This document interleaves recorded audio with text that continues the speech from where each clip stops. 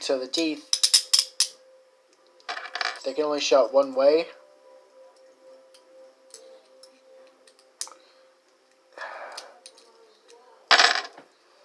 So basically, when you're ready to transport somebody, all you got to do is get this black slider and fit it in and shut it, then it charges.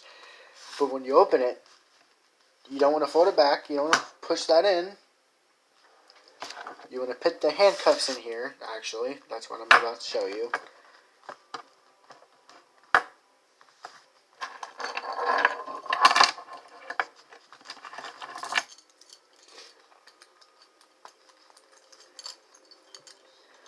So basically, this is going to show you how to shut a transport box with handcuffs on it.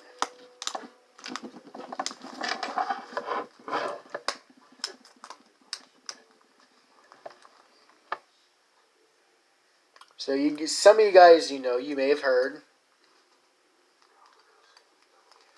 how actual transport boxes work. But that's not really the only thing I wanted to show you about the transport box. You can put these on inmates, actually. So when you open the box, you want to make sure the inmate is facing towards you. That way you can put the handcuffs on the inmate. But really, what you don't want to do is you don't want to, this time thing here, don't just ignore that. Because